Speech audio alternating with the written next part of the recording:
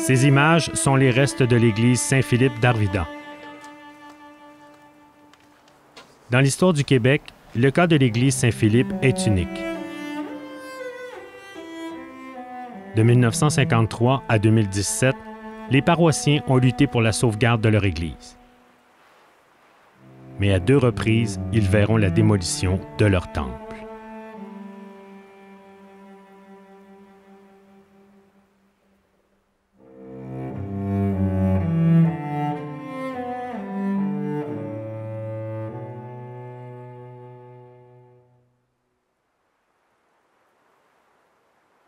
En 1926, Arthur Vining Davis créa la ville d'Arvida pour loger les travailleurs de sa nouvelle aluminerie. Après la fin de la Deuxième Guerre mondiale, la cité a connu une expansion fulgurante, forçant ainsi les citoyens des nouveaux quartiers de créer une nouvelle paroisse. C'est le 20 juin 1953 que l'évêque de Chicoutimi a autorisé l'érection canonique de la paroisse de Saint-Philippe. En attendant d'avoir leur propre église, les paroissiens devront célébrer la messe dans le gymnase de l'école primaire Sainte-Bernadette. La paroisse, c'est quelque chose de particulier, d'identitaire au Québec. On peut dire que les églises modernes au Saguenay-Lac-Saint-Jean, c'est la volonté d'un milieu. Quand on dit une région nouvelle qui se développe, l'économie florissante, ça veut dire nouvelle paroisse, en grande quantité, besoin de nouvelles églises, puis aussi avec un diocèse qui était forcément formé d'administrateurs, de clercs, de religieux, mais aussi très jeunes. Et tout ça formait ce milieu très accueillant pour ces idées nouvelles. Après 11 ans d'attente, les paroissiens de Saint-Philippe auront enfin leur église. Le 21 juin 1964, on procédera à la bénédiction de l'église. C'est l'architecte de Chicoutimi, Paul-Marie Côté, qui réalisera ce temple moderne. Et Paul-Marie Côté, il a une carrière assez brève, donc même pas 20 ans, et il est décédé trop jeune, comme on dit, mais il s'est formé très directement au contact de ce qu'il faisait, non pas à Montréal, mais dans le monde. On avait l'impression que c'était un pavillon de l'Expo 67 qui avait été déménagé, mais alors même qu'il a été construit avant l'Expo. Alors, tu sais, il y a 2 grandes figures de l'architecture contemporaine au Québec.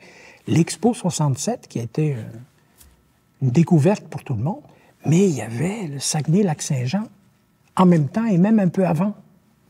Alors, c'était une matière, une cause de fierté. Je pense que l'église Saint-Philippe, c'était un lieu de communion, de personnes près. C'était pas impressionnant que tu regardes puis t'oses pas toucher. C'était accessible. C'était près des gens. Il faut dire que les prêtres qui sont venus aussi étaient sympathiques. Le bois, le ciment aussi, mais je sais pas, les bancs en rond. On sent... C'était chaleureux dans l'église Saint-Philippe. Je suis née à Chicoutimi, mais j'ai toujours vécu à Arvida. Mon père a toujours travaillé à l'Alcan. Alors, bien, on a déménagé à Saint-Jacques. On a toujours resté à Saint-Jacques. Puis là, bien, des années 75, j'avais décidé, j'aimerais ça avoir une maison à moi. La paroisse Saint-Jacques, elle était complète, là. Il n'y avait pas d'expansion possible. Mais quand même, je trouvais toujours que Saint-Philippe, ça m'attirait. Puis là, bien, il y avait des possibilités d'avoir des terrains. Alors, c'est comme ça qu'on a construit la maison sur la rue Sainte-Marie et je demeure là depuis 1975. Les réjouissances des paroissiens ne dureront que 4 mois. Le vendredi 24 mars 1964, le curé Gravel constate des fissures importantes dans les murs de l'église. On fermera l'église pour la sécurité des paroissiens. Ils devront retourner dans le gymnase de l'école Sainte-Bernadette. À Saint-Philippe, il y avait 2 problèmes qui sont distincts, mais qui conjointement ont fait que c'était la totale. Bon. Paul-Marie Côté imaginait des grandes parois courbées, arquées, 3 grands murs qui définissaient l'espace de la nef. Et puis, il y a une erreur de conception qui est assez bête, on dirait. Un étudiant en 2e année ne ferait pas ça. Mais c'est que l'entrepreneur a construit ces murs-là sans faire de joints de dilatation. Ce qui veut dire que les grandes parois de briques n'avait pas de joint qui permettait, sous la chaleur ou sous le froid, l'expansion du matériau ou son rétrécissement. Et donc, ce qui veut dire que, très naturellement, le chaud et le froid créaient cet effet et le mur s'est fissuré. Puis ensuite, le deuxième problème, c'est le dôme. Le dôme qui, lui, n'a pas été fait ni par Paul-Marie Côté, ni par les entrepreneurs, mais par une entreprise montréalaise qui, au contact des œuvres de Montréal, Expo 67 à En Venir, puis Buckminster-Fuller, proposait des dômes, clés en main. Donc, cette entreprise a produit un dôme qui a été posé, et là, il s'est avéré complètement inefficace. Écoutez, c'était des panneaux de plastique avec des joints de papier. On avait une confiance absolue dans la modernité, dans le progrès. Donc, il faut mettre ça en perspective, là. On voulait changer le monde, on voulait avancer, on voulait renouveler, on voulait projeter l'image d'une Église moderne, dynamique, etc. Et ça a réussi. Parce qu'il y a peu d'églises qui ont eu autant de cartes postales que Saint-Philippe d'Arvida. Ça a fait le tour du monde. On pourrait dire que tous ces bâtiments ont été, d'une certaine façon, un échec sur le plan d'une réussite formelle, une consécration d'emblée, mais un échec sur le plan de la durée. Beaucoup disent qu'il est mort prématurément à cause de toutes ces angoisses qui sont apparues autour de Saint-Philippe et d'autres bâtiments. La fabrique va intenter une poursuite judiciaire contre l'architecte Paul-Marie Côté et la firme d'ingénierie. La saga judiciaire va durer 13 ans et se terminer en Cour suprême. En février 1984, que le jugement de la Cour suprême est sorti. Alors là, c'était l'euphorie. On allait avoir une autre église. Ça a été une année, 18 mois épouvantables. Parce que Monseigneur ne voulait pas qu'on reconstruise. Bien, il disait que les autres paroisses avaient commencé à avoir des difficultés financières. Puis la paroisse Saint-Philippe, en gagnant son procès, récupérait plus de 350 000 $. Ça fait que là, ça se disait dans toute la paroisse là, que l'évêque ne donnait pas son approbation. André Corneau, un avocat, il ne dirigeait pas tout le comité des mariés, mais il était important dans notre groupe. Son initiative, c'est qu'il est allé seul voir Monseigneur. Puis il lui a dit toutes les conséquences qui pourraient arriver s'il ne donnait pas la permission de reconstruire. Fait que suite à ça, tout de suite, Monseigneur a donné l'approbation, mais sous condition encore. Il fallait que ça soit payé rubis sur l'ongle.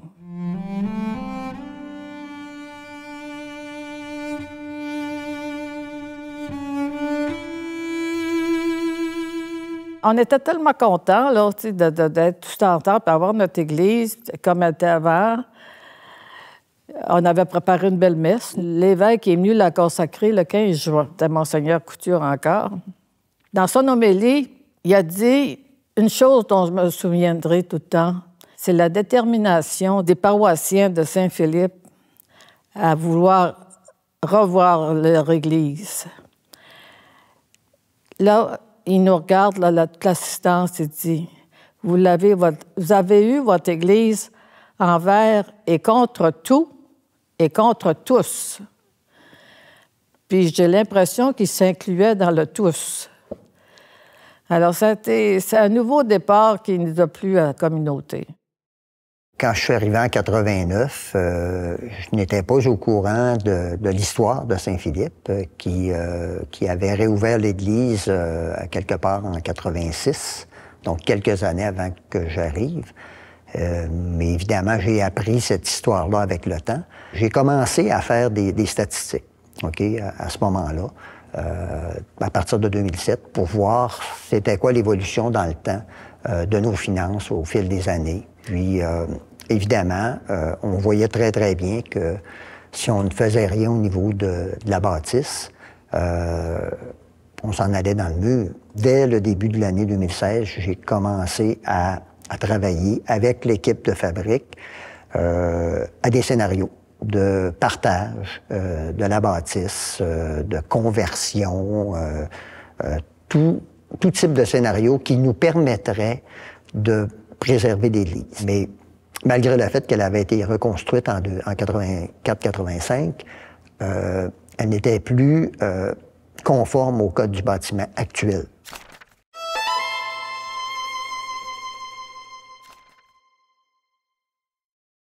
Beaucoup de gens qui contribuaient, sur une base régulière. On les connaissait de par leur nom. Ce n'étaient pas des gens qui pratiquaient nécessairement, mais qui avaient à cœur de maintenir la bâtisse en place, ont été surpris. Ce qui fait qu'il y a eu beaucoup de grogne dans l'Assemblée. C'était très, très difficile de garder le calme. Il y a des gens qui se sont exprimés de façon très, comment dirais-je, émotive. Après les émotions, la poussière a retombé, puis je pense qu'ils ont accepté la situation telle qu'elle était. Et c'est là que les discussions ont commencé et se sont complétées par une vente en octobre 2018 et une fermeture en juin 2019.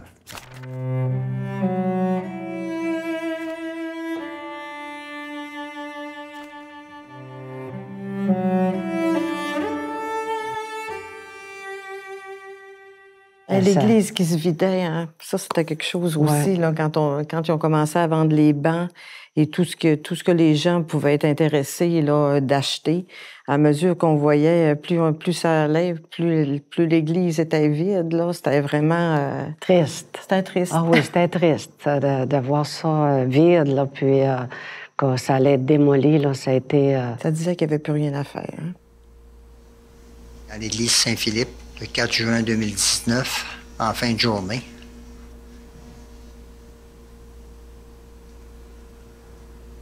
Le démontage de l'orgue est très avancé après 2 jours de travail. La majorité des objets qu'il y a ici vont être transférés à Saint-Mathias ou à Sainte-Thérèse.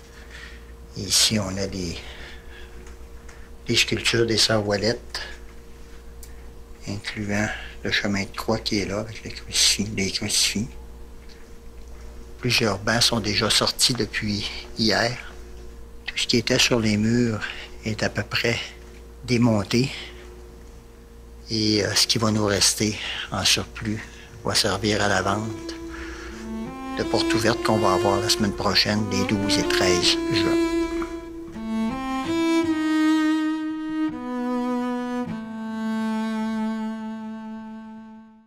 La grue, là, où c'est quand ils ont fait tomber le clocher, tout ça, là, c'était incroyable. Là.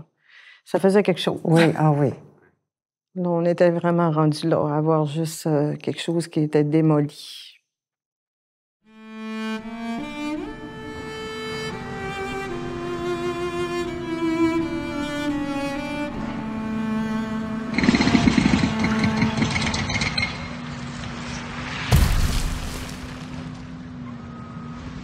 Moi, je ne l'ai pas accepté. Comment je vous dirais? C'est un deuil que il faut que j'accepte ça. Ça me change pas dans ma foi, là, mais je trouve ça difficile. Oh, c'est beaucoup d'émotions parce que j'ai travaillé, pas juste au niveau administratif, j'ai travaillé très, très fort de mes mains. J'ai fait beaucoup d'entretien dans cette église-là. Pendant plusieurs années, en pensant qu'on pourrait la préserver. Puis, même si on le savait que c'est ça qu'ultimement qui arriverait, c'était très, très difficile à accepter. Très, très difficile à accepter. Je suis passé là à tous les jours, j'ai pris des photographies. Je n'en croyais pas mes yeux à toutes les fois que je voyais avancer les travaux de démolition. C'est un gros pincement au cœur, honnêtement. Là, mais on n'a pas le choix, il faut l'accepter.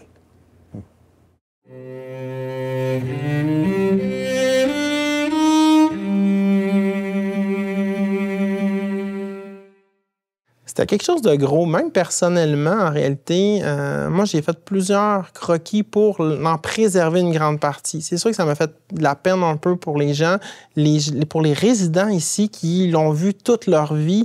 On a pratiquement, c'est des gens de la place. Saint-Philippe, on est dans un quartier résidentiel, on s'entend, c'est des gens qui ont travaillé à l'Alcan, c'est des gens qui ont vu construire, qui ont vu reconstruire l'église. Puis là, tu dis, OK, on débâtit un élément là, qui est important pour eux autres. Dès le départ, quand l'église nous a rencontrés, on avait déjà une petite chapelle d'aménager, nous autres, dans le rez-de-jardin de la résidence, qui avait une capacité de plus ou moins 40 personnes.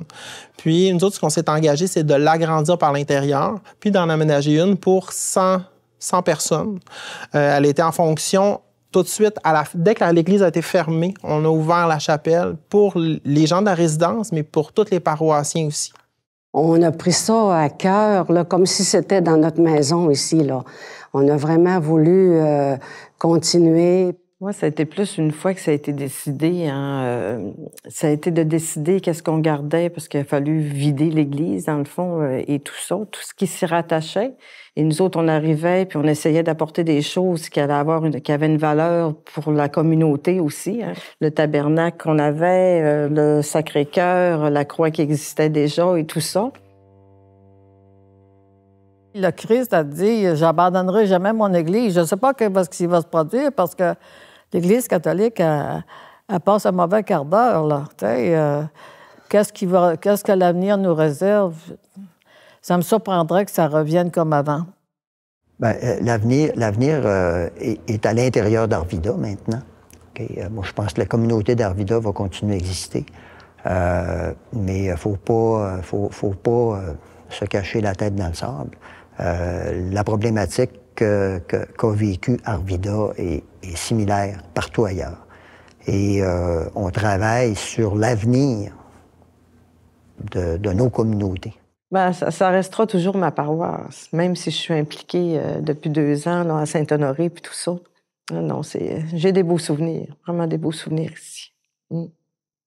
Ouais. J'ai rencontré des belles personnes. Des belles personnes. Moi aussi, j'ai rencontré des belles personnes.